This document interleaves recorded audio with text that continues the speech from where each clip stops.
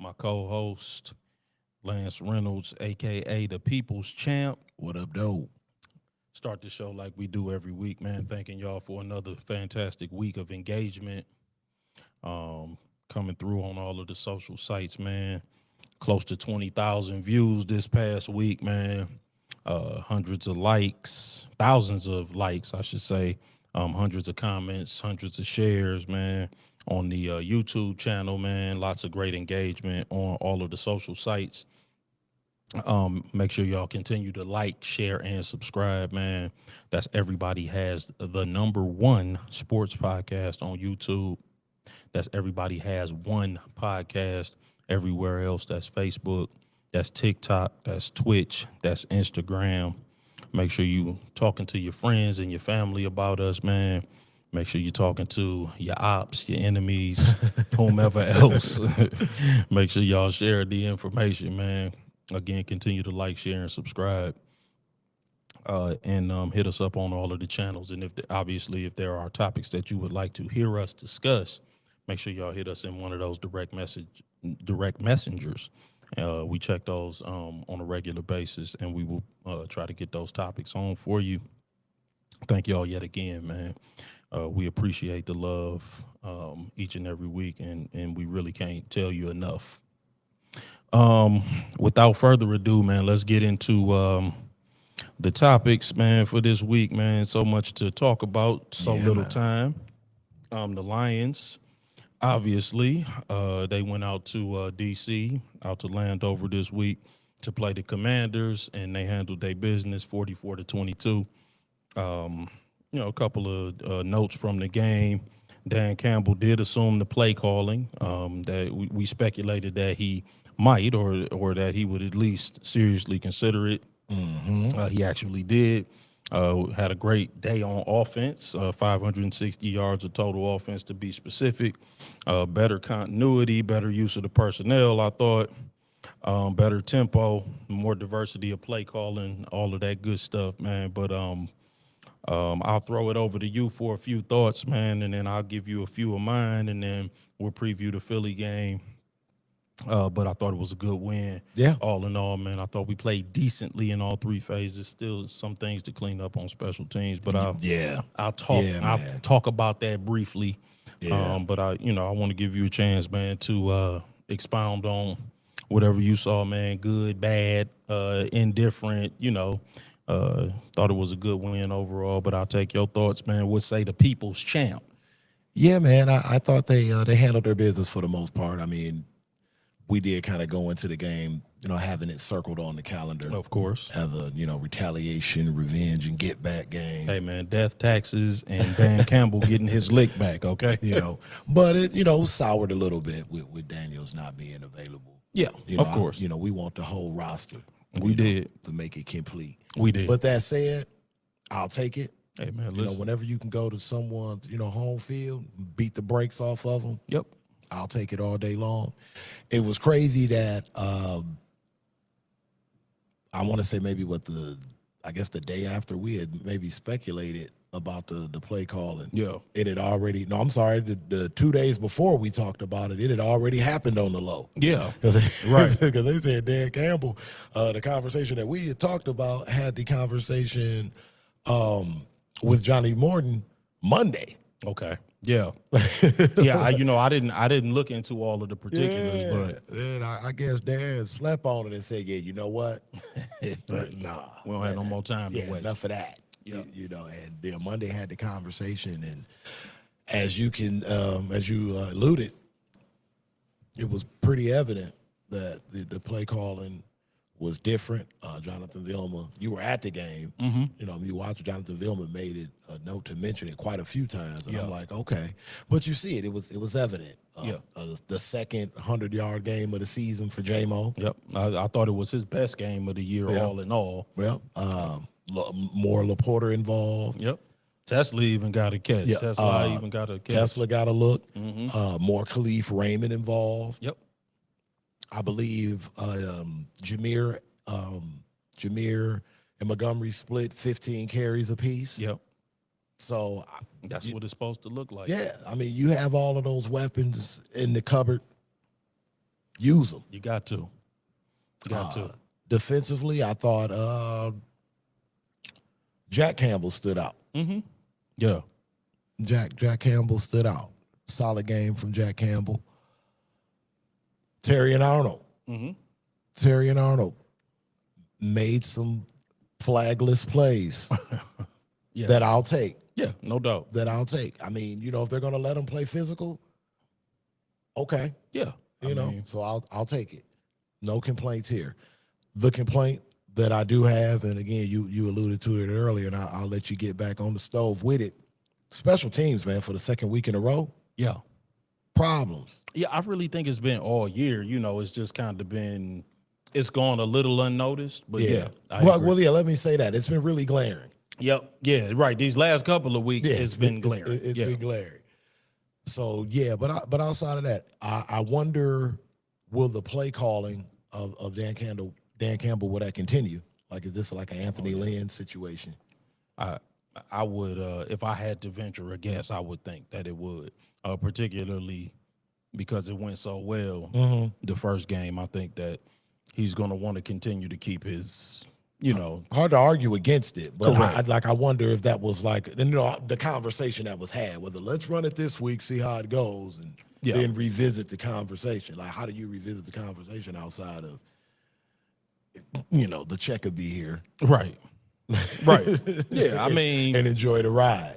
Yeah. Yeah, I just think that, I just think that he needs to continue to call the plays, just because I think that John Morton has a difficult time situationally. Mm-hmm. And some guys, I think, just they don't read the situation very well.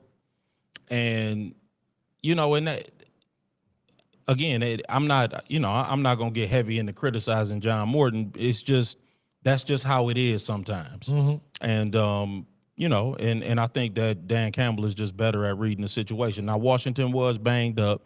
Obviously, Sunday will be more of a test. Yes.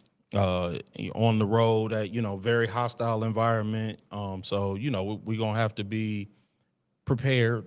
I think that we are probably going to have to play our best, most well-rounded game of the year. Yeah. I didn't like the 48-yard kick return on Washington's second possession this past Sunday that put them in position to score against good teams that are fully healthy, though that in more high-stakes situations, that those can hurt. Yeah. Those can be very harmful. So I'm looking for us to really look to clean that up. Yes. And I think Dan Campbell needs to continue to have conversations with the special teams coaches and say, look, we can't be giving up long kick returns. That's number one. Also, the place kicking got to be clean. The punt return has to be clean. I made an observation that on about half of all of the kickoffs and punt returns that I've observed, there have been flags league-wide. Mm-hmm. So, if I was a coach, a head coach, I would be looking to clean that up, because I think that gives you an advantage over the rest of the league if you can be clean on special teams and not get those flags. Right. Because it's easy to now. I think it's easier to pick up a flag now that they're doing the blind side block thing. And then, because it's easier to block in the back in those situations, it's easier to hold and grab hold of a jersey on those on punt coverages. You can't run out of bounds, so like if you're the gunner, you fighting with two people, it's easier to run out of bounds. So it's a lot easier, I think, to pick up a flag in those scenarios. So, but you got to be detail oriented. Yes. You got to pay attention to the details. And I think Dan Campbell's done a good job of that. He deserves the benefit of the doubt with respect to paying attention to the details, cleaning stuff up as we go along through the season, so that when the games become more high stakes, we're prepared. Yeah, I mean, he and to your point, he, comes across, I guess, as the stereotypical, like, because he's a former player. Yeah. But offensively, even if you go back to, his stint in Miami and, having an eye to get a talent like a Ben Johnson, Mm-hmm. he knows offense. Yeah. Yeah, no, he's good at situational football. Yeah, and to your point with the matchup that we have coming up this weekend, Yeah. I think you kind of have to live with that defense coming in, and their defense, especially the front, Right. of Philly's defense getting healthy. Yes. Yes. Yeah. No, yeah, I think this is going to be a big test. You know, I thought neither Philly nor Green Bay looked very good on Monday night, but yeah, I mean that's just a horrible. We gonna get to, you know, how we can remedy these national television games because I mean, listen, they dropped 2 turds. Oh man, this past week. That Thursday night game and that Monday night game yes, were a couple of turds with corn in them. yeah. And they assaulted the viewing public, and I think there's an easy fix for that. But we're not gonna go there right now. With that's for later in the show. Because we previewing Philly a little bit now, because I think that we need to just do what we do best. We need to corral the run.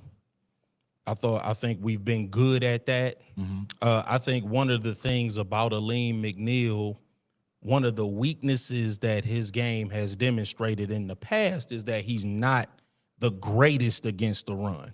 I think that he is not a good pass rushing interior defensive lineman. He's a great pass rushing interior defensive lineman. But if there's a criticism of his play, is that he doesn't always fit the run. He gets out of position sometimes, trying to push up the field a little too much. Sometimes when you playing defensive tackle, and again, not to get too much in the weeds, but you have to fit the run. You have to control your gap more than you have to try to blow up your gap. You have to control it so that the runner doesn't find space where you vacate. Especially 26. Correct. Yes, because he can wreck the game. So I feel like Aleem has to kind of take on those double teams, stand in that gap, not vacate the gap trying to make a play or trying to overrun the play. So, but I think that having him back is certainly a plus. Yeah. And I think that, again, I think the game plan will be good. I think, the more that he works with Shepard, that'll be good. Because I like Shepard's scheme a lot more than I liked Aaron Glenn's. I think Aaron Glenn's scheme is really showing up for what it is, and with the Jets, and I don't want to pile on Aaron Glenn too much because he did just get another win. Yeah, so shout out to him. You know what I'm saying? But I think taking this rock for Halloween and going home with a smile on his face, man. Right. I mean, but I think that his scheme sometimes it showed his vulnerabilities because he didn't like the blitz a lot. It was a lot of 4-man fronts. It was a lot of 4-man push. It was a lot of zone where guys were covering grass too much, in my opinion. The linebackers got a little lost sometimes with those drops. So, again, I think his scheme is what it is. And I'm not saying that he didn't have some diversity in his scheme, but I think that you can see that his scheme has a lot of vulnerabilities in it. And so I was not one of those people who was sad to see him go. As a matter of fact, you can go to my personal social media, and I was like, hey, what's taking Aaron Glenn so long to accept that Jets job? I'm asking for myself. That was literally what I put on my social media feed. But I digress. So I think the Philly game is going to be a good test for us. Yeah. I like us in that game. I expect for us to win that game. I expect for us to be motivated because we've lost some of these high-stakes games here recently. So I expect for us to be motivated, for us to be thinking about that game, and for us to want to perform extremely well in that game. But we have to keep pressure up front. Yeah, we do. Because, again, we're still not – I mean, we're nowhere near close to healthy on the back end. No, in a game that we would really need Kirby Joseph. That would be just so helpful. Yeah, I agree. Yeah, I want to see how these injuries shake out. With a guy like Devontae Smith coming off a game like he had last week, we don't know which A.J. Brown to show up. Right. Well, You I know, mean, I think there's only one AJ Brown now, and but you know how I feel about that. 100%. I don't want to get in trouble with the No, Philly I get you. And an athletic and sure-handed tight end like a Dallas Goedert, Yeah. sometimes gives Branch problems. No, I mean, listen, they got all kinds of guys that can give you issues, and so yeah, I'm 100% on board with you that we got to come and play a complete game. We got to scheme them up properly. We got to start fast offensively. Yes. We have to play disciplined on defense. Because not only because of Saquon, but also because it hurts. Yes. He can hurt you with both his legs and his arm. He's done it But to us. yeah, but they don't scare me in the back end. Again, I think AJ Brown he's lost the step. That's just is what and of course I don't want to end up eating these words because he could go nuclear. And he's still a great player. Don't misunderstand what I'm saying. But great players lose a step is all I'm saying. So I think we still got to be disciplined in the back end. We still got to be careful, how we handle them in the passing game. But I do believe that there will be opportunities for us if we can stop the run. Yeah, our linebackers can't miss tackles, dude. No, we have to stuff the first things first is stuff the run. I think that if we talk in defense, the first thing is that the offense has to remain potent. Because, again, I'm one that believes that Philly's offense can't keep up with our offense. No. This was my thought from last year. If the offense is potent, put them on the back foot early, right? I want to put them on their heels early. Get the offense doing what we do, going up and down the field, very few punts, if any. You know what I'm saying? Very few field goals, if any. A Madden game. Yeah, we going into the end zone. And so now the pressure is on them to try to keep up with our offense. They don't really want to do that. They want to run. They want everything to start with Saquon. They don't want to have to depend on Jalen Hurts to be a thrower of the football and to try to keep up with our offense. Yeah, they're very methodical, like snail's pace. Correct. Yeah. So, they want a slower tempo game. I want to speed the game up on them immediately and take it right to them in that way. So, and I think we'll be able to do that, but I am interested to see the game because they'll be ready. They be a will good be test. ready. Yep, it will be. On a scale of 1 to 10, yep. Even though there's plenty of football that have to be played in the division, on a scale of 1 to 10, how important is it to get a win on Sunday night? 8. I think every in a 17-game season, every win is super important. And the division is extremely close. So, right. Yeah, I mean, I think it's a 8 or a 9. It's not the end of the world if we lose, but we definitely need to get this win. 1 to 10.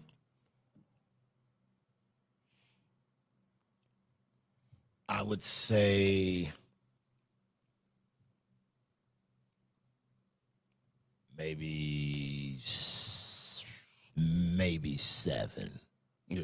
So 6, 7. You're not as urgent as the bigger game to me is Thanksgiving. Yeah, I mean, no doubt.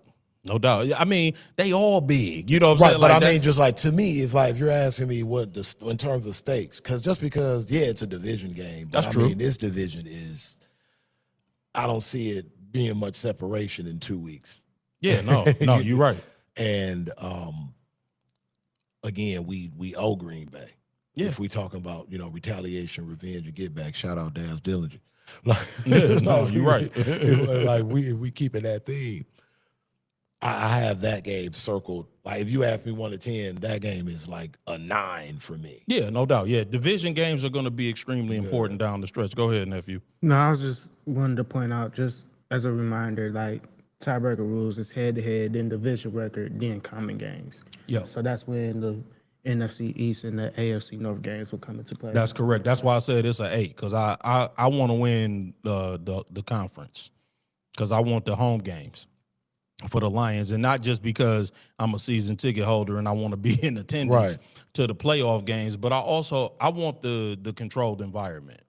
Not that I don't think the Lions can win outside and in an outdoor situation, because I do think we can win no matter what, because we can run the ball and that travels. If you can run the ball, you can go anywhere and win. But I really want the controlled environment because I think that Goff is a better quarterback in that controlled environment. I think that when you put him in that, I mean, like I think he's like. I think he like 11-1 in his last 12 outdoor games or something. Like I saw some crazy stat. Like he's been good outside, so don't misunderstand me. Like he's been very good no matter where he's been. Because I don't except Houston. Right? Yeah, I know. but I mean, even then he won. Like they didn't lose a road game last year. So, it's just, I do want the home controlled environment though.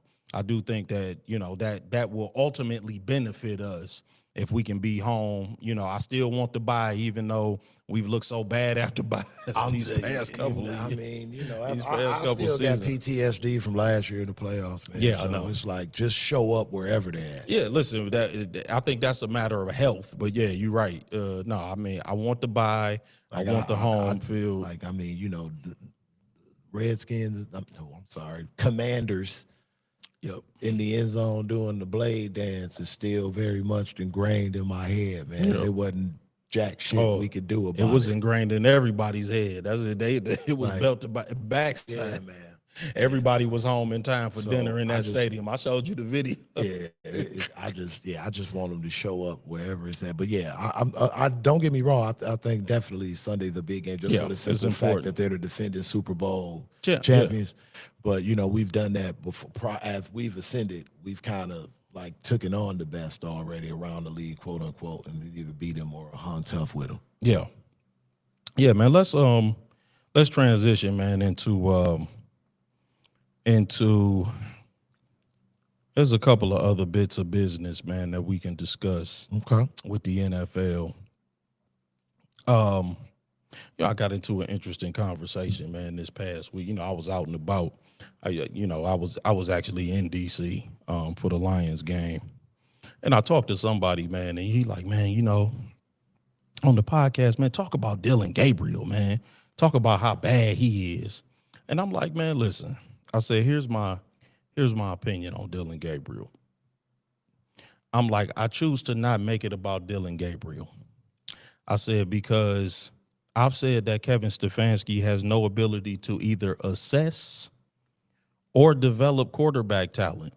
I said, so Dylan Gabriel, in my opinion, is as much a victim of that as is everybody else on the Cleveland Browns. They all his hostages, man. I'm like, I can't make Dylan Gabriel less of a hostage than Shedeur Sanders or Myles Garrett or Delpit or Denzel Ward. They all being held hostage by Kevin Stefanski. The plague of Kevin Stefanski. I'm like, poor Dylan Gabriel. He just trying to play football and live his NFL dream. I said, I saw the 22-yard pass he threw on Sunday. I've seen flights to D.C. land quicker than that ball landed. That thing was in the air forever. A true moon rock. Yeah, but at the same time, I'm like, man, listen, he's a victim too. I said, because he probably shouldn't even be on the field. He should probably be developing, and because to me, he got the same athletic profile and arm strength as Tua, and Tua's led the league in passing yards.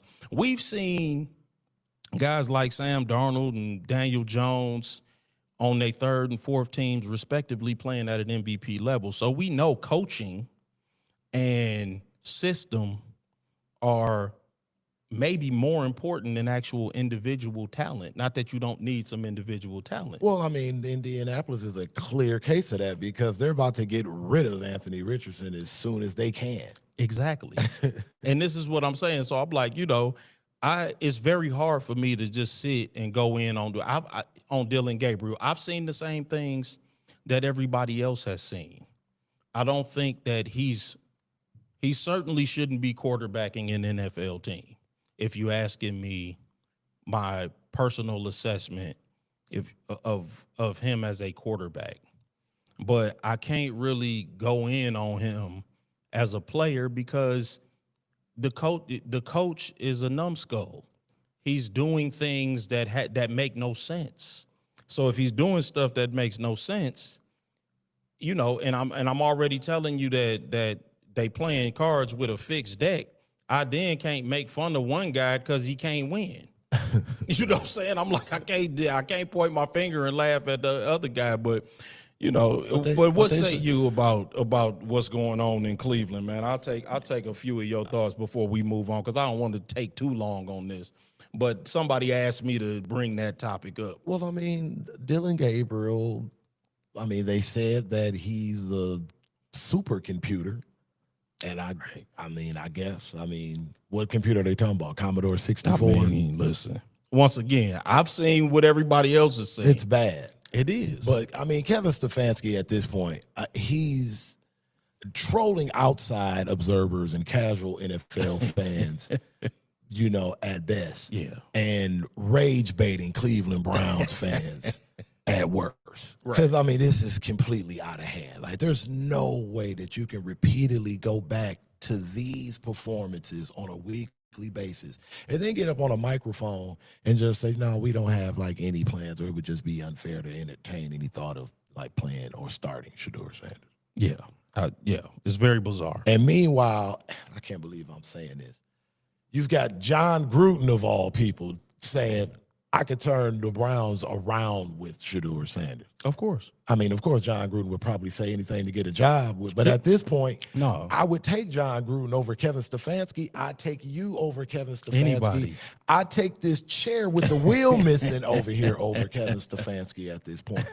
I mean, I don't understand it. And I've been meaning to ask you, but it keeps slipping my mind. But now that we're here and we're on the subject, have you heard anything about the John Doe lawsuit against it? Because only that it is proceeding. Because at this point, I mean, right, you want to add some more predicates to there's no rhyme or reason to this. Yeah, like none. Like none of this makes sense at this point. There were some throws that they were showing where, again, it's always different when, you know, it's fans watching from the TV vantage point. But it's, you know, you have to kind of take the word of the players that did it. And where they're saying, like, these are just simple reads that a high school quarterback should make if you're going for it on 3rd and short, 3rd and 1, and you've got 2 and 3 guys open on 4-man fronts. You know, it's just like, what are we doing? I mean, the Jets had 42 passing yards, and they won 27-20. And Brian Daboll got fired this week. Right. What kind of bizarro world are we living in where we're defending Brian Daboll? I mean, listen. I mean, his top 3 offensive players are out. Yeah, listen. The mistake that Brian Daboll made he started Russell Wilson for 3 weeks. He acted like he had all the time in the world. Yeah. I'm going to be honest. I don't even think that was the straw that broke the camel's back. What would you think it was? His handling of their best assets' health. Yeah, I mean, right. He let them run around. Letting Jackson Dart run around. Like, and it's not even like this past Jake Plummer in 99. And I wouldn't say it wasn't even this past weekend when I think the quote came out that he didn't know that he possibly had a concussion. I think it goes back to when he tried to run in the tent on that third against the Eagles. I've heard you might be on the side. I've heard people say that, and you know, listen, does that have something to do with it? Sure, something. You know, nothing is everything, but everything is something. Yeah, you can't play with those concussions, especially when you're talking your quarterback draft. I mean, you look at Andrew Luck; he threw the towel on himself. But and I'm not saying that he wouldn't not been let go at the end of the season. But I'm saying the reason that he was let go on Monday, I think that was the straw that broke the camel's back. Let me tell you something. The reason that he was let go is because they've won 2 games, and he wasted 3 games fooling around with Russell Wilson. I'm telling you, if he started Jackson Dart on day 1, they would not have 2 wins. He wouldn't have wasted, because you got to remember, not only did he waste 3 games with Russell, it's bigger than that. He wasted 3 games that Jackson Dart and Cam Scatterboo could have been together. Yep. He wasted games where Jackson Dart and Malik Neighbors could have been together. You know what I'm saying? Like, all of that time he wasted with letting Russell Wilson do that. And Jackson Dart is much further along in his development now, and he's not putting himself in harm. See, you got time to coach him up if you don't waste time. Right. Brian Daboll acted like he had all kinds of time. And not to go back to what we were talking about, the future is now. Yeah. In professional sports, the future is now. When you act like you got time in a time-sensitive career, that's the quickest way to get yourself terminated. Yeah. And the Giants gave him enough time because he was certainly like trending for 3 seasons in a row of just like putting out stinkers with a fairly good athletic defense. And let me address what you just said, nephew. The reason why he was standing outside the tent, worried about whether or not his quarterback was coming back out, is because he wasted too much time.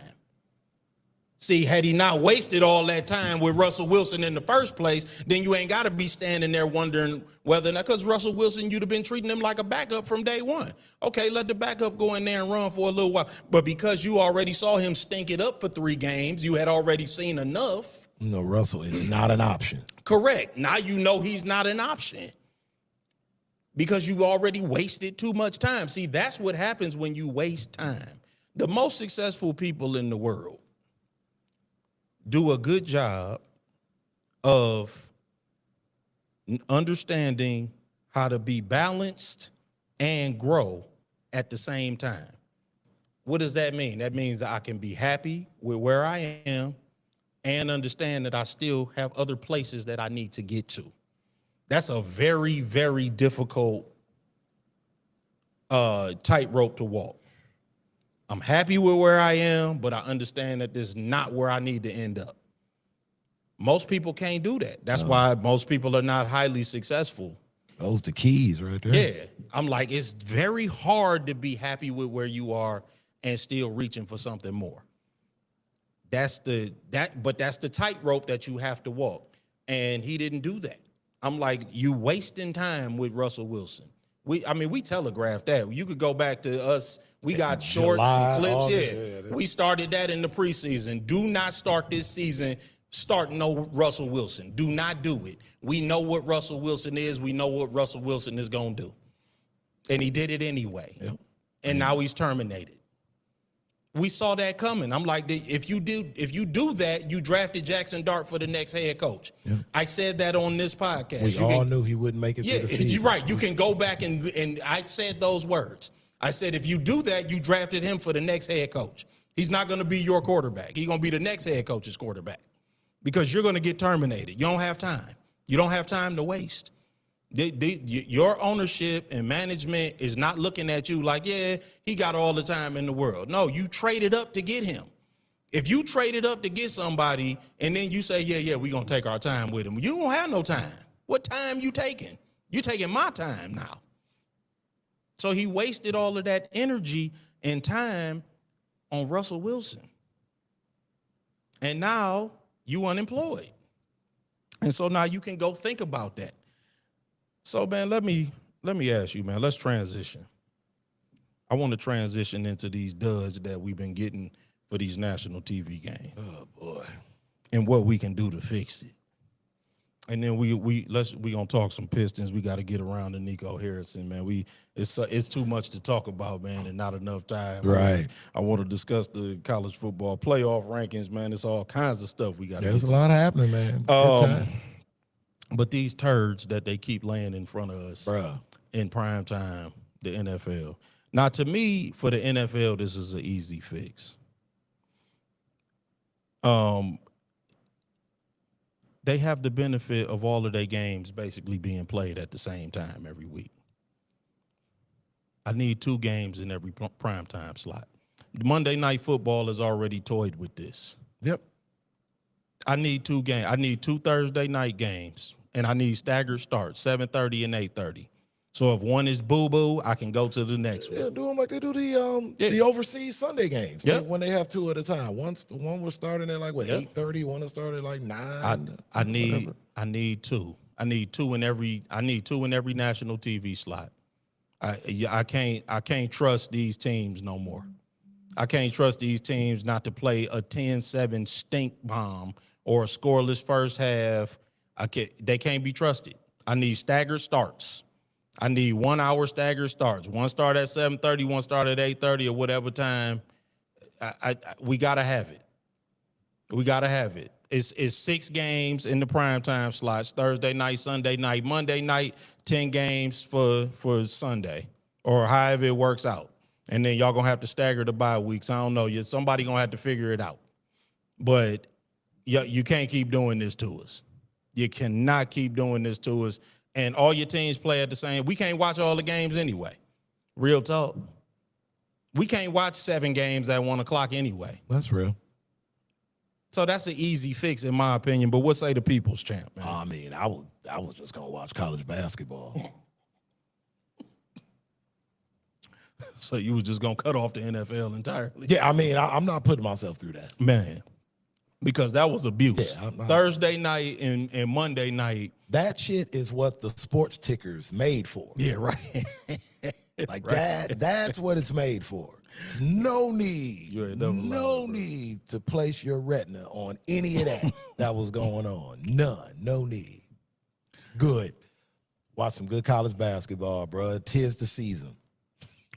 Because that was terrible. But bro. I appreciate your solution. I mean, the options are always great. Yeah. Like, give me options. I need 2 games. Yeah, give me options all the time. Well, Amazon Prime, they got a long deal. They only pay for one, make them pay more. I'm sorry. But yeah, Can't keep doing that to us, man. You cannot keep doing that to us. And they can have both of the games, on their feed, but it's gotta be 2 games. Go ahead, nephew. No, just real quick, because I did the math. So if they were to keep buys how they typically get through them currently, which is 4 teams on a bye every week, you're 2 games on Thursday, 2 games Sunday night, 2 games Monday, and then that would leave 8 games for the traditional windows. That's fine. That's enough. We can't watch them all anyway. You know what I'm saying? Like, is you gonna have 4 at 1, 4 at 4, or 5 at 1, 3 at 4? That's enough. And what are the advertisers gonna say? No. Right. That's enough. That's enough games. Yeah, that's enough games. You got to give me 2. You got to give me 2. I'm sorry. You got to give me 2. Yeah, that's an easy fix. Yeah. I'm like, man, that's enough games for Fox and CBS. That should appease them. Because they got the day games. Fox and CBS got the day games. That should be enough games for them. That's plenty. Nah, man, because you can't keep doing this to us. You cannot keep doing this. And then if it's 2 good games, then we can flip back and forth, man. All the better. Yeah, ESPN, pay for 2. Pay for 2 on Monday night. I can flip. You got ABC and ESPN. Amazon, you can have 2 stream feeds, and then NBC, you can put 1 on Peacock and put 1 on regular NBC, and that's the easy fix. Right. I'm with it. Are the Pistons for real, man? Is this the real thing that we looking at? Number 1 in the Eastern Conference, 9-2 going in starting tonight. Was it 10-2? 9-2. 9-2 starting tonight. 1/8 of the way through the season, thereabouts. Okay. Can we trust it? Ooh, that's tough.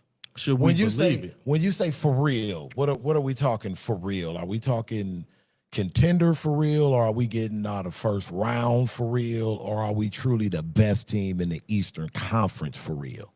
Are we a top 3 seed in the East? I believe so. Let's do that. I believe so. I do too. I believe so. And the reason why is because I believe we have a top 7 player. 5. Oh, I was trying to be generous. But okay. It fluctuates. But okay. And also a top 20 player. And JD. I believe he's a top. I believe he's in that stratosphere. I agree. Now where he's going to start being in the room because the numbers that he's just able to put up. Hey, man. So that because of those two, I think that puts them in that stratosphere of top 3 teams in the East, especially considering the fact that they're off to a good start, which we've talked about, which is important considering how this season shook out with the injuries to key players in the Eastern Conference and movement of players out of the conference. So that's trending good. I still think there's some moves that can be made to, I think, put us in a legit contender. I don't think we're a legit contender, because the reason why I say that is because I don't think whoever comes out of the Eastern Conference is going to beat the best team that comes out of the Western Conference. Yeah, I mean, you know what? I could buy that. Man, get ready for a scorching hot take. Okay. Oh, By the time for a Kufi? No. Okay. It's just a hot take. All right. By the time he's 25, Duren to be the best big in basketball. Better than Wemby. I'm taking him over Wemby. 7'5" dudes that don't get easy baskets, man. Y'all can keep that. Victor Wembanyama shooting 20 times to score 20 points. The Jalen Duren 13 to 16. He's scoring 30 if he do that. Go look at his shot attempts to the amount of points that he's scoring. Go look at Victor Wembanyama having back-to-back games, 4 of 14, 5 of 14, struggling to score 15, 16 points. Because if you look at his shot chart, and it's too hard for him to, he doesn't get enough easy baskets. Jalen Duren gets nothing but easy baskets. Wait a minute. Oh, yeah. Wait a minute. So you said, well, JD's about to turn, 22? 22, yeah. He'll be 22 next week. And Wemby's 21? He'll be 22 in January. They 6 weeks apart in age. They the same age. Wemby will be 22 January 4th. Man, I don't think he has to be better than Wemby, though. Oh, no, I don't think he has to be. I think he will be. I don't think defensively, I agree. Victor Wembanyama's going to he'll never be. He's going to just do some He'll insane, never be as good a defender as Wemby. Wemby just too long. Well, that factors into, of course, being the best big in the NBA. Absolutely. He'll be a good defender. He won't be as good as Victor Wembanyama. Well, I mean, this is what hot takes do. So it creates these conversations. Of course. I just think that Wemby will win more games playing quote unquote bad because of his impact defensively than JD ever could. Like, I think like Wemby could have a game where he literally has like 9 points, 13 rebounds, 7 blocks, 3 steals, and he deters everything that comes down the paint and closes out at the 3-point line from the block, and they'll win that game. Whereas if Jalen Duren has a game where he has 8 points and 10 rebounds, we might get blown out by 50. Well, here's what I would say to that, and here's why I say that's unlikely. Number one, the game moves too fast now. It's not a half-court game no more. I get that, but he moves like a guard at 7'5". He does, but the tempo of the game it's not going to allow him to have the kind of defensive impact where he gonna just, muck up the game defensively, I guess is what I'm trying to say. Like, that's more of a half-court game. He's doing it now. He is. He's a really excellent defender. I've seen cats turn down the lane and they be like, nah. Yes, I agree. But what I'm saying is that the game is so perimeter now and it's so fast that paint scoring is up. Like, everything is a layup and a 3. True. And that's not because guys can just turn and go down the lane in a half-court set. That's because the ball is moving up the floor so quickly, and he's not going to get up the floor so quickly every single time to deter every single shot. He'll get his fair share though. You know, and I agree. I don't think Duren will ever be as good a defender as Wemby, because Wemby is just so long that he can cover so much ground in the half court. And there will be half court sets in basketball. Right. You know, you can't push everything up, but there'll be enough pushing of the ball, and it'll be enough, you know, fast paced where, you know, I don't think he's going to be able to stop enough. In today's NBA, in order to be an impact player, you have to impact the offensive side of the ball. You have to. You cannot have bad offensive nights consistently and just be a shutdown. You can't, you know, you can't be Rudy Gobert, you know, 1 out of every 3 nights. Like, you know, like if you look at Jokic is not a great defender. The reason that he impacts winning is because he brings what he brings offensively every night. Hey, he's the facilitator. Yeah, like and again, like we talked about 30. Mm-hmm. He's averaging 30. Right. He's bringing that 30 piece with him every single night. Yes. Go ahead, nephew. Do you want the per game totals, the per 36, or the per 100? Go ahead. You give them all to me. I'll do the per 36 because I think that's probably the most fairest. Yeah. Jalen, and mind you, we are an eighth of the way into the season. Jalen Duren is averaging per 36 minutes, 24 points, 15 rebounds, 2 assists, 1.5 blocks, 1.4 steals. Victor Wemby is averaging 27 points, 13.5 rebounds, 4 assists, 4 blocks. Gotcha. What's the shooting percentages? Oh, the shooting percentages. So per 36, Jalen Duren is shooting 65%. Wemby is shooting 50%. Their true shooting percentage, Jalen Duren is 70%. Victor is 60%. Yeah. Yep. No, I mean, I stand. So I know it does sound like a crazy hot take, but it's probably much closer than we would think just off the top of the head.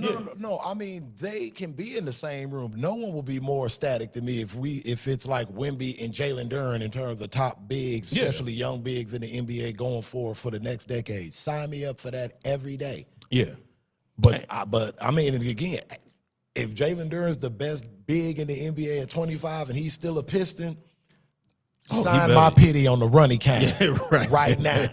He will be, though. I am all right with it. You get what I'm saying? He definitely will be. But I just think the total package, I just think at 25, especially because I just think Victor Wembanyama, to your point offensively, I just think by 25, 26, when he gets to the point where he can stabilize his position in the post, because it's going to happen. Like, eventually his body will, I mean, you lift weights long enough and you work out long enough and you get strong and you just grow. I mean, when you go from 21 to 25 and you dedicate to a strength building regimen, well, here's what I get. 270 pounds is still going to be hard to move when that 270 pounds decides he doesn't want to be moved.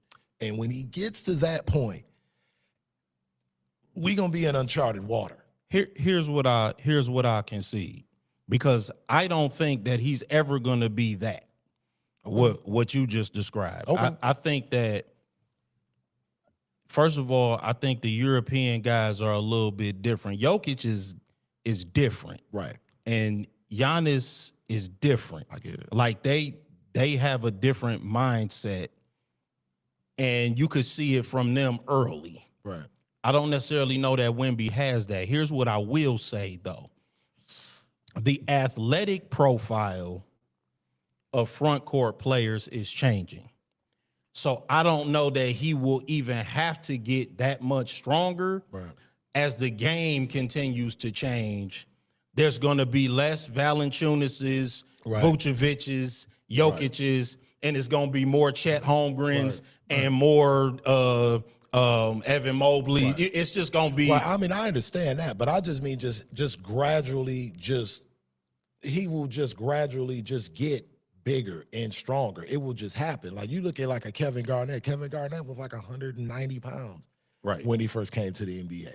And by the time he got to 245, 50 pounds, yeah, he was still skinny, but he was a strong 245 and 250 But pounds. they said the same thing about Kevin Durant. That doesn't necessarily But Kevin just Durant happen. was weak. Kevin Durant couldn't bench 135. Right. I understand that. But he never filled out and got bigger. You know, he did get stronger. You know what I'm saying? Like he became. Yeah, he doesn't live on the floor. No. And I don't think Victor will either. I don't think it'll be a runaway. Yeah, I think But I I just don't think that he can get the shot he wants all the time right now because it's a strength issue. That's what I think. I don't think he ever will be able to. But I think the league will change and he will eventually be able to get more easy shots. I just think the league will also change and Jalen Duren will get more easy shots. And he's getting easy shots already. And he looks like he's carved out of stone right now. And by the time he's 25, he's going to look even more so like he's carved out of stone. Yeah, for and sure. the league is going the way that I think is going to the Chet Holmgrens and to the Evan Mobleys. And he's looking like he is right now. He's really going to be a unicorn, I think, in 3 years. You know what I'm saying? Like when he's starting that 25-year-old season. He's going to be more of a unicorn because the league is getting, more lanky, more long, less physical, less big. So how can you say that and say Duren will be better than the guy that they're basically going to cater the league to? Because he's going to be so physically strong and he's going to be so overpowering that when he comes to town, they're not going to have any answers so for you him. think Jalen Duren's going to be Shaq? Yeah, he's going to be this. All right, now, he's going to be this generation's version of Shaq. That was the road you was turning down. He's going to be this generation. So he saying already he gonna going be in that Shaq. direction. Yeah, he's going to be this generation's version of that. Shaq? No, this generation's version. Okay, He's not going to be Shaq, but he's going to be. You mean a physically imposing? Correct. Okay. Because, look at him and look at Dwight Howard. Better than Dwight? He's going to be better than Dwight Howard offensively. Okay. Not as good defensively. Because now if he's good as Dwight defensively, then we're talking better than when. Now I'm with you. No. I don't think. Because defensively, Dwight was top tier to me. Yes, I agree. Yeah. No, what do you want? 4 defensive Yeah, players a year? no. I don't think Jalen Duren is ever going to be that kind of imposing defender. Yeah, that's why I think. And I didn't expect the Pistons conversation to last this long. Well, man, but this is a hot take. Yeah. But I think that one of the things that has helped Jalen Duren is when Beef Stew came into the starting lineup. Yes. Number one, you saw the early foul trouble disappear overnight because now Beef Stew can defend the other team's best front court player. And Jalen Duren can essentially play on the weak side, and it keeps him out of that early foul trouble because Stewart now has that defensive prowess where you like, okay, let him guard the Karl Anthony Town or the, you know what I'm saying, or whoever that other team's best big is, or the Banchero or whoever. So that's the one aspect of it, right? So you like, he can do that. And he's moving better. Like you could tell this year, he's a lot more comfortable in his body. Whereas like last year, you could tell he kind of had a physical breakthrough. Right. And he was almost like a bull in a china shop at times last year. Whereas this year, it's a lot more fluidity with his game and how he moves. So, I'm with you. And also to that, if he continues to shoot 84% from the foul line and stretch that touch out further, don't get me wrong, sign me up for it. Again, listen, sign my pity. The physical strength at 21 going on 22, he already is so physically strong. Yeah, he's a freak, man. But I think Victor's different, man. Victor is great. I'm not saying that Victor is not going to be great. I just think that Jalen Duren getting easy baskets. Are you saying it's going to be like a black sheep situation in 4 or 5 years between the two? You can have this or that? I mean, Or you think there'll be a clear choice, like this is the guy? Yes, I think, in my opinion, I think Man. Jalen Duren. This is like a triple down, my man. Yeah. We is like on the No, I worldwide think Jalen web. Duren is going to be the better of the two. I think he's going to be the choice because Victor Wembanyama, I don't think is ever going to get easy And again, baskets. I'm rooting for this. Like this is like wow. I don't think he's ever going to get easy baskets. I mean, think you that could have he's just always said as good, and I'd have been like, okay. no. I think he's always going to struggle to get easy baskets. Okay. And that hurts in the playoffs. Oh, I mean, The way you win championships is by getting easy baskets. I just think a couple of summers in the weight room would change all that. Hey man, listen, that's what they keep telling me. I mean, you know. That's what they keep saying. But the ones that do, you notice it. I mean, Giannis physically ain't the same guys, and that's the difference. But Giannis's frame was so much different. Giannis' frame was different. But Giannis was he put on like 40 pounds. He did. He physically filled out. I don't know. So if Victor Wembanyama puts on 30 to 40 he's not pounds, putting on 30 to 40. he's 7'7". He'll put on 40 pounds and you won't even notice it in his earlobes. Listen, that might be true. I'm not seeing it though. His frame don't look like that to me.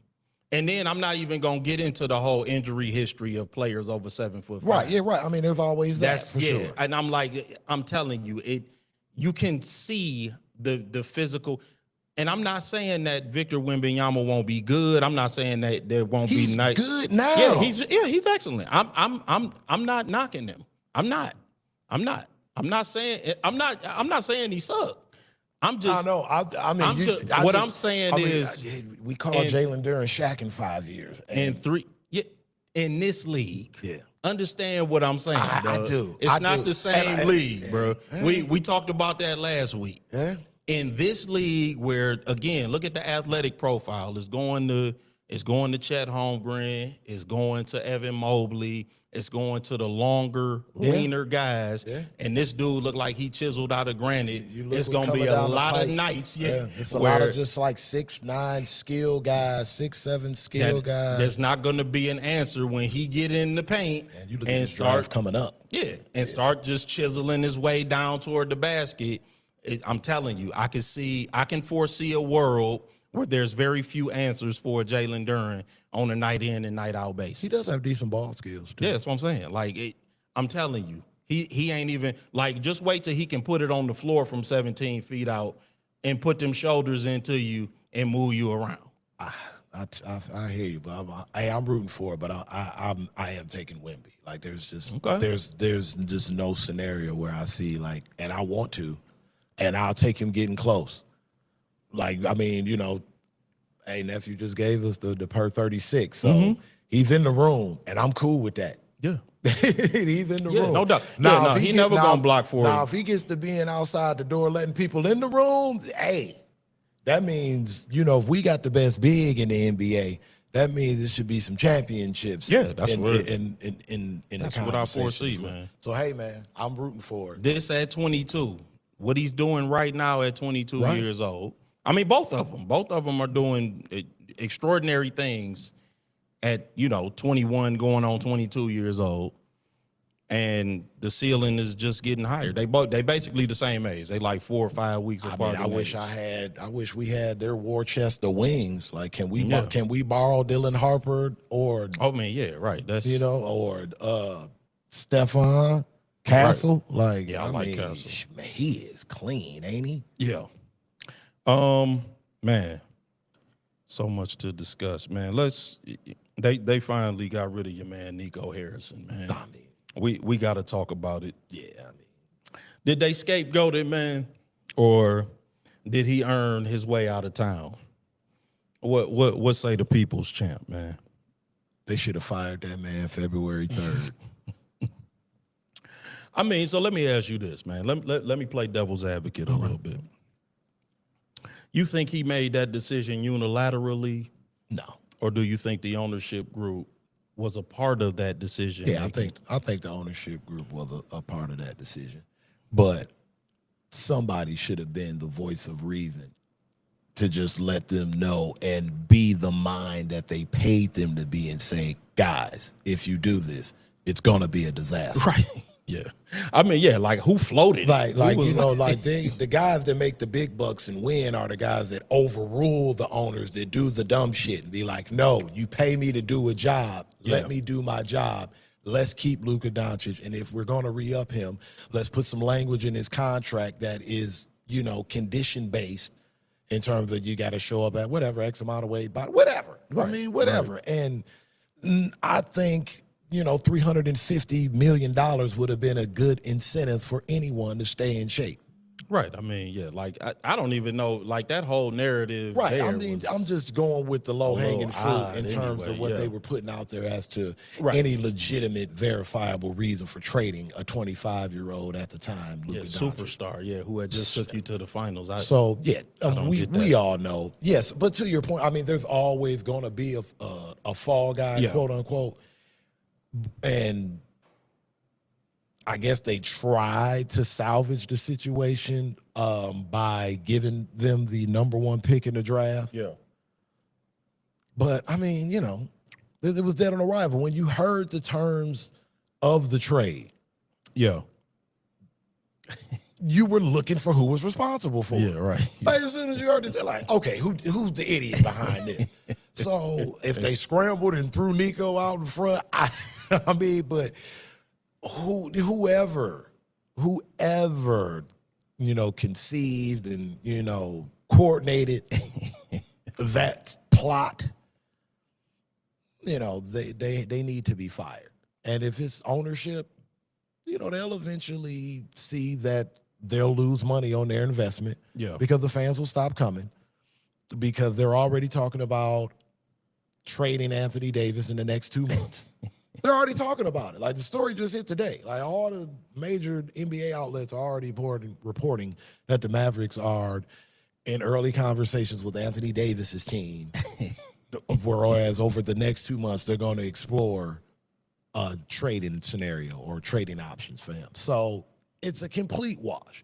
Kyrie Irving, love Kyrie, your favorite hooper's favorite hooper. Yeah, no doubt. But Kyrie Irving's been injury prone since Kyrie Irving has been on the basketball radar. Yeah, I was going to say. Literally. And we played 9 games, that dude. Like, literally. Yeah. I mean, you go at every phase of his career. It's a testament to his resiliency. Yeah, no doubt. So we got to give him credit for that. But if we're talking about competitive winning basketball, butts and seats, ticket sales, Kyrie Irving's what, 32? Yeah. 33? I mean, I guess the good thing about Kyrie is that he doesn't depend on like explosive athleticism.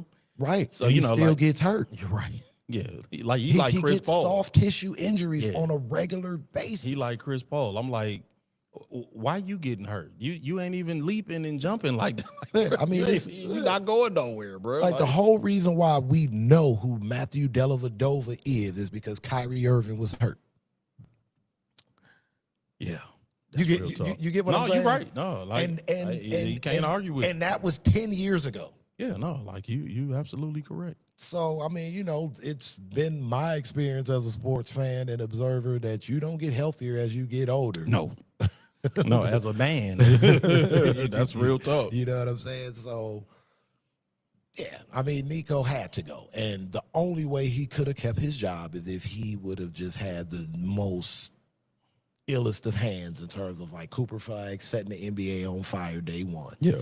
Anthony Davis coming in, not overweight and available, but he's overweight and hurt again.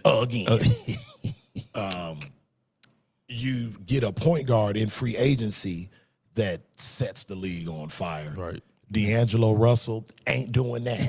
And Klay Thompson turning the clock back. And then you hope Klay Thompson turns the clock back and stay away from Megan Thee Stallion. Guess what? Klay Thompson's turning the clock back in every other room but on the basketball court. Trust and believe that. That ain't working out. Well said. So, like, the Dallas Mavericks situation is bad. They have a collection of starters that are all shooting under 30% from the three-point line, who for some reason happened to shoot in the high 30s when Luka Doncic was there. So, it's all bad. So, word. Man, we'll close on this, man. Because like I said, I was out and about, man, so I got a couple of topics, couple of conversations got going. Somebody harking back to, they like, man, I heard you talk about the edge rushers. And you said, man, the edge rushers don't move the needle in terms of wins and losses. I said, yes, I did. How can you say that, man? I'm like, well, because it's true. I said, that's it. It just is.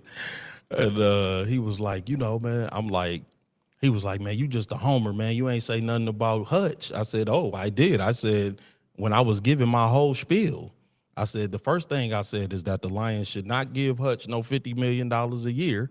And I also prefaced that by saying the Lions are not going to listen to me and they're going to do it anyway. I said, but we could do the case study right now. I said 9 games into the season, last year without Micah Parsons, the Green Bay Packers were 6-3. This year with Micah Parsons, they 5-3-1. Last year with Micah Parsons, the Dallas Cowboys, 9 games into the season, were 3-6. This year, 3-5-1. They make no difference to wins and losses, and I'll even do it with my own Hutch, who is our guy. Last year with Hutch, 5-1. Without Hutch, 10-1. They do not make a difference to wins and losses. I would not give a edge rusher no $200 million. Last year, Nick Bosa for the San Francisco 49ers played 14 games. They won 6.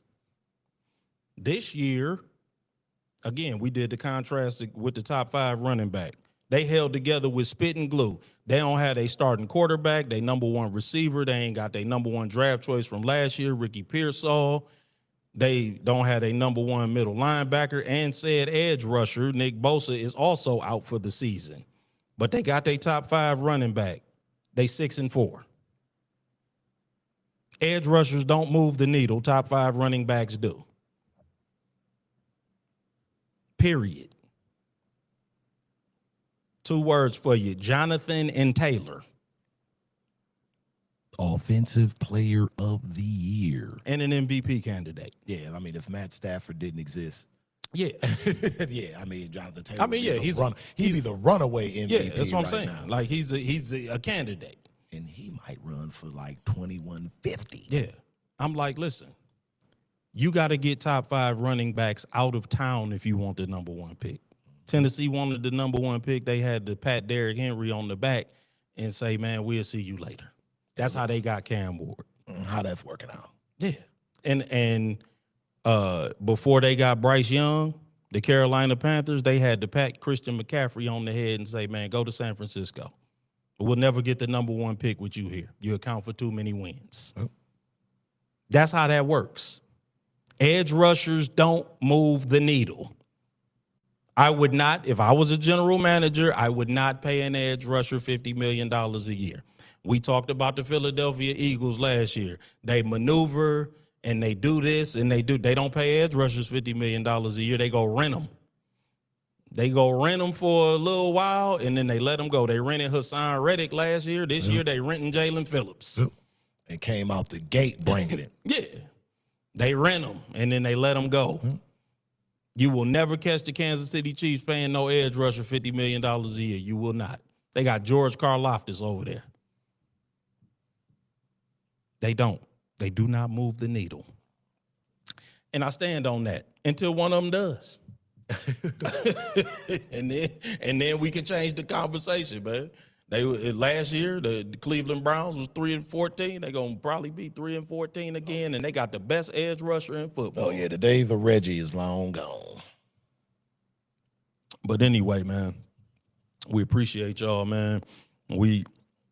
So many other topics, man, that we could have touched on tonight, but we only got so much time, man. We appreciate y'all joining us tonight.